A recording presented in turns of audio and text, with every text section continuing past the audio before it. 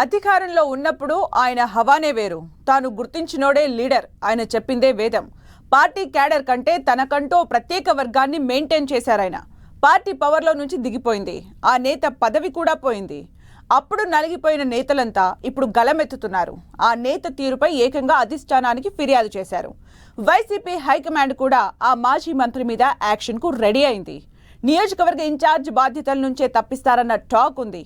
అదే నిజమైతే ఆ నేత వైసీపీలోనే ఉంటారా, కూటమి పార్టీల వైపు చూస్తారా?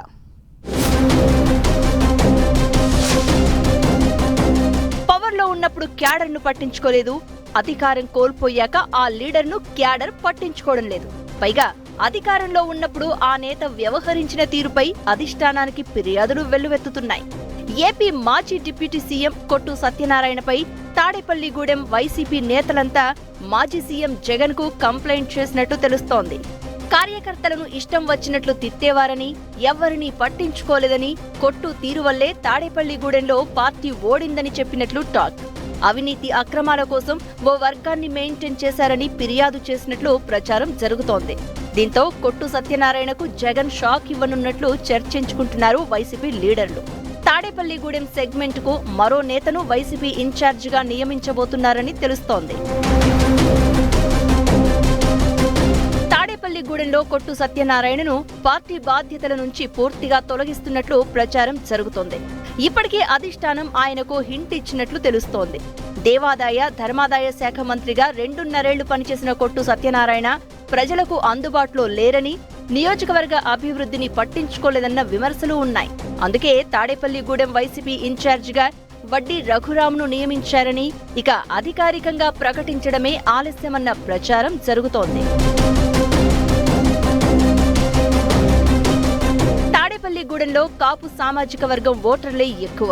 అందుకే ఆ సెగ్మెంట్కు ఏ పార్టీ నుంచి ఇన్ఛార్జిగా ఉండాలన్నా కాపు సామాజిక వర్గ లీడర్ అయి ఉండడం మస్ట్.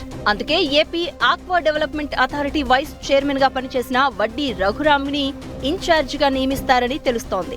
అయితే కొట్టు సత్యనారాయణను పార్టీ బాధ్యతల నుంచి తప్పిస్తే ఆయన వైసీపీలోనే కొనసాగుతారా, లేక పార్టీ మారే ఆలోచన చేస్తారా అన్నది కూడా నియోజకవర్గంలో కొనసాగుతున్న చర్చ. గతంలో పార్టీ ఓటమికి ఐపాక్ టీం కారణమంటూ కొట్టు సత్యనారాయణ సంచలన కామెంట్స్ చేశారు. కొంతమంది పార్టీ పెద్దలు వ్యవహరించిన తీరు కూడా అధికారం కోల్పోవడానికి రీజన్ అని బహిరంగంగానే విమర్శించారు. ఇప్పుడు ఆయనపై సొంత పార్టీ నేతల నుంచి అధిష్టానానికి ఫిర్యాదులు వెళ్లాయి. గతంలో ఆయన చేసిన కామెంట్లపై అసంతృప్తిగా ఉన్న హైకమాండ్ ఇప్పుడొచ్చిన ఫిర్యాదులతో వెంటనే నియోజకవర్గ ఇన్ఛార్జ్ బాధ్యత నుంచి తప్పించాలని ఫిక్స్ అయినట్లు తెలుస్తోంది. అందుకే కొట్టు ప్రత్యామ్నాయం వైపు చూస్తున్నట్లు ప్రచారం జరుగుతుంది. అయితే మాజీ డిప్యూటీ సీఎం ఆళ్ల నాని పదవులకు పార్టీకి రాజీనామా చేయడంతో కొట్టు వ్యవహారాన్ని పార్టీ అధిష్టానం ఎలా డీల్ చేస్తుంది అన్నది ఆసక్తికరంగా మారింది.